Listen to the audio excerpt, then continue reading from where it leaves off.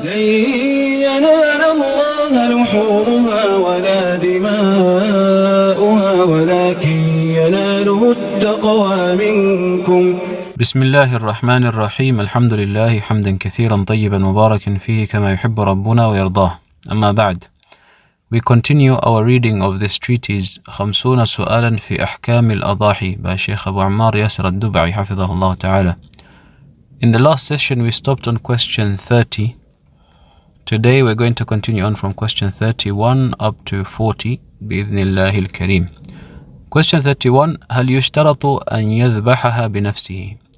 Is it a condition that one slaughters his sacrificial animal himself? The answer, the Shaykh says, no, this is not a condition, but it's something recommended based on the practice of the Prophet ﷺ as narrated by Jundub al-Bajali radiyallahu anhu, and the hadith is reported by Bukhari.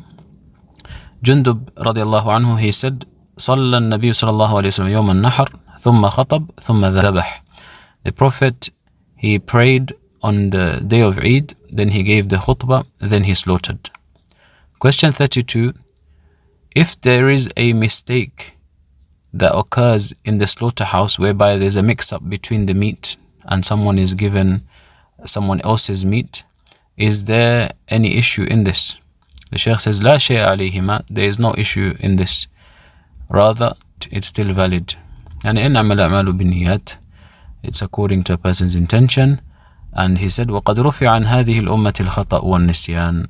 The mistakes and forgetfulness of this ummah, they have been forgiven and uplifted. Allah is not going to hold us account. So if there is a mix-up, then that's fine. It's still valid. Question 33. هل يجوز نقل الأضحية إلى غير بلد صاحبها? Is it permissible to transfer the Udh-hiyah or to do it overseas? The Shaykh, he says, الأصل لا تنقل الأضحية من بلد مضحي. The default is that the Udh-hiyah is not transferred overseas from the country where the person who intends to sacrifice is to a different country. Rather, the default is to do it in the person's own country and that he donates it to the poor who reside in his country. And this is based on the analogy to zakah. When the Prophet ﷺ sent Mu'adh to Yemen, he told him that the third pillar was to take the wealth from the rich and to distribute it to their poor, yani the poor in that country. So they did qiyas of the Udh-hiyah to the zakah. But he says, if there is a need to transfer or to do the Udh-hiyah overseas, then this is fine. If there is greater interest and greater benefit in doing it overseas. So for example, كأن يوجد فقراء في بلد الإسلام آخر أشد حاجة. Maybe in that particular country where he wants to do his Udh-hiyah, there is more poor people or people who are severely poor. They have a greater need for meat and they are more poverty stricken than those who reside in his country. Another reason which you find those in the West, which is the reason why they tend to send the Udh-hiyah overseas and do it overseas, is because there is not much poor people in the West. A lot of them, they get benefits. Even if they're poor, they get some sort of support from the state, which is why a lot of people do it overseas. And likewise, sometimes they have poor people who are related to them back home. So they would send it back to their family members in order to do silatul rahim and feed them as well at the same time. So these are some of the masalih, the interests which call for one to do it overseas. Otherwise, the asl is that a person does it in his own country and he does it himself, as we mentioned in question 32. Question 34. ماذا يقول إذا أراد أن يذبح أضحيته? What does one say if he wants to slaughter his sacrificial animal? It's recommended for one to say alongside Bismillah. Obviously, you have to say Bismillah. This is a condition. If you don't say Bismillah, the meat is not edible, it's not halal. So alongside saying Bismillah, he's saying that it's recommended to say Allahumma taqabbal minni wa min ali bayti. Oh Allah, accept this from me and on behalf of my family. And this is based on the hadith of Aisha radiallahu anha that the Prophet sallallahu alaihi wasallam said, Bismillah, Allahumma taqabbal min Muhammad wa ali Muhammad wa min ummati Muhammad thumma dhaha bihi. That the Prophet said, oh Allah, accept it from Muhammad and the family of Muhammad and the Ummah of Muhammad, and then he slaughtered his animal. The hadith is in Muslim. Also, it's come from the hadith of Anas radiallahu anhu, the riwayah of Muslim, that the Prophet sallallahu alaihi wasallam said, Bismillah wallahu akbar. It's also recommended to add Allahu Akbar when you're slaughtering. So Bismillah wallahu akbar. Allahumma taqabbal minni wa min ali bayti. Question 35. Do you give the butcher any part of this meat? Are you allowed to do so? The Shaykh says, إن كان مقابل الذبح فلا يجوز. You can't use the meat of the sacrificial animal as a wage for the butcher's labor. Because remember, the meat and everything that's coming from this meat is for the sake of Allah. So you can't use it to your own advantage, to use it as a wage to pay the butcher. However, if you wish to donate, then that's fine. And this is taken from the statement of Ali.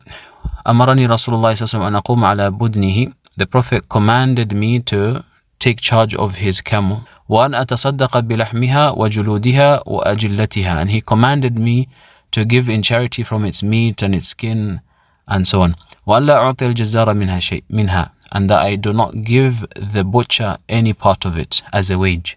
قال نحن نعطيه من عندنا. And he said, we give from ourselves, yani, not as part of the wage, but we give it voluntarily as charity. This is reported by Bukhari and Muslim, and this is the wording of Muslim. وإن كان محتاجا أعطى من غير أجرة الذبح فلا بأس. If he is in need or is poor, it's okay to give it to him without it being a wage for his service. Even if he's not poor, it's permissible to give it to him if he's a Muslim. Question 36. هل تؤكل الأضحية كلها أم يتصدق بجزء منها? After slaughtering the sacrificial animal, do you eat and consume all of it, or do you distribute some of it as charity? The Shaykh says, يؤكل منها ويتصدق. You eat some and you give some as charity. Because of the saying of Allah the Most High, فَكُلُوا مِنْهَا, eat from it, وَأَطْعِمُوا الْبَائِسَ الْفَقِيرِ, and feed the poor, destitute one. And likewise, the Prophet ﷺ, he said, كُلُوا وَأَطْعِمُوا وَادَّخِرُوا. Eat, give others to eat, and store some. This is reported by Bukhari from the hadith of Salama ibn al-Akwa. And likewise, the Prophet ﷺ said, كُلُوا وَادَّخِرُوا وَتَصَدَّقُوا. Eat, store some, and give some in charity. So this is what a person should do. He should eat some, feed his family, gift some, and give some others to charity. Question 37. ما حكم التصدق من الأضحية? What's the ruling of giving sadaqah from the meat of the أضحية? The Shaykh says, يستحب للمضحي أن يأكل من أضحيته ويهدي الأقارب ويتصدق منها على الفقراء. It's recommended for the person who has taken on a sacrificial animal to eat from it, to gift some to his relatives or his neighbors or other Muslims, وَيَتَصَدَّقُ مِنْهَا, and to give in charity from some of its meats to the poor. Question 38. هل تقسم الأضحية إلى 3 أثلاث متساوية أم أن الأمر واسع في ذلك? Should the أضحية meat be divided into 3 equal portions, or is this something where there is room for maneuver? The Shaykh says, ليس في الأدلة نص نبوي في مقدار ما يؤكل ويتصدق به ويهدى. There is no evidence from the Prophet ﷺ with regards to how the meat is to be distributed in terms of how much is eaten, how much is given in charity, and how much is gifted. But we have the permissibility of sharing it into 3 equal portions based on the action of some of the Sahaba. So it's recommended to follow the practice of the Sahaba in this matter where there is no clear evidence. And this is a matter of recommendation. If a person wants to eat all of it, okay, that's fine. If a person wants to give in charity all of it and gift all of it, that's fine. But in terms of what's the best thing to do with this meat, then based on the practice of the Sahaba, we should distribute a third, gift a third, and save a third for ourselves. So we divide it into 3 equal portions. And the Shaykh mentioned some of the athar. Alqama says, Abdullah bin Mas'ud, he sent his hadi with me, and he commanded me that if I slaughter it, I should give 1/3 to charity, I should eat another third, and I should send another third to his brother's family. Likewise, Ibn Umar radiallahu anhu, he said, the Udh-hiyah and the Hadi, both of these should be divided into 3. And he says, ثُلُثٌ لِأَهْلِكَ, 1/3 for your family, 1/3 for yourself, and 1/3 for the poor. Yani 1/3 for your family, as in you gift it to your relatives. This is what was mentioned. And also Ibn Qudama, he says, Ibn Mas'ud and Ibn Umar radiallahu anhu, their statement, we don't know anyone who has opposed them. فَكَانَ إِجْمَاعًا, as Ibn Qudama says, that's an ijma' of the Sahaba, because of them being vocal in the particular view and no one opposed them. And because of the statement of Allah, فَكُلُوا مِنْهَا وَأَطِعَمُوا الْقَانِعَ وَالْمُعْتَرِ, eat from it and feed the poor, those who ask and those who do not ask. Question 39. هل يجوز هبة الأضحية للمحتاجين ليضحوا بها? Is it permissible for a person to gift an animal to the poor so that they may offer their sacrifice with that animal? The Shaykh says, نعم يجوز, yes, it's permissible for you to buy an animal and gift it to the poor so that they can offer their udhiyah. And this is based on the hadith of Uqba ibn Amir al-Juhani radiallahu anhu, that the Prophet sallallahu alaihi wasallam, he distributed the dhahaya between his companions. And Uqba was given a jadha'ah. We spoke about jadha'ah previously. We said it's a 6-month-old lamb. So he said, Ya Rasulullah, sarat li jadha'ah. After the distribution, I've been given a jadha'ah. So the Prophet ﷺ said, ضحي بها, sacrifice it. The hadith is in Bukhari. And Imam al-Bukhari, he chaptered the heading over this hadith, باب قسمة الإمام الأضاحي بين الناس, chapter on the Imam distributing adahi between the people.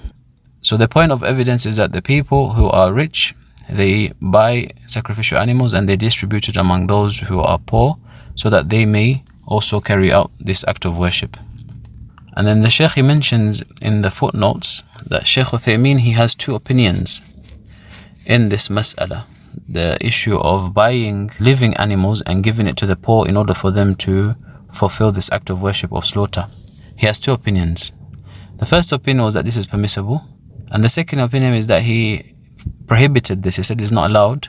Rather, he has to slaughter it, and then after that he gifts the meat, the slaughtered meat, to the poor. So he slaughters it himself and then he distributes its meat to the poor.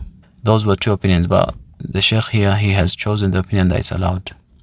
And this is what seems clear from the hadith of Uqba ibn Amir al-Juhani. And then the 40th question, في أي مكان تذبح الأضحية? Where is the Udh-hiyah to be slaughtered? What location? The Shaykh says, يشرع بعد صلاة العيد أن يذبح المضحي أو ينحر في أي مكان شاء. He can slaughter it after the Eid prayer, wherever he wishes. في منزله أو غيره, whether he wants to slaughter it in his home or other than his home. And it's also legislated for a person to slaughter it at the prayer place, the outdoor prayer place. Based on the hadith of Jundub ibn Sufyan, he said, I witnessed Eid al-Adha with the Prophet ﷺ, and as soon as we finished praying, he saw meat that was already slaughtered. So the Prophet said, whoever slaughtered this before we engaged in prayer, then he needs to slaughter another one in its place, and whoever did not slaughter yet, then let him slaughter. So the point of evidence is that he saw meat that was already slaughtered at the prayer place, and he did not prohibit that or criticize that. He only criticized them for slaughtering before the Eid Salah, because the timing starts after the Eid Salah.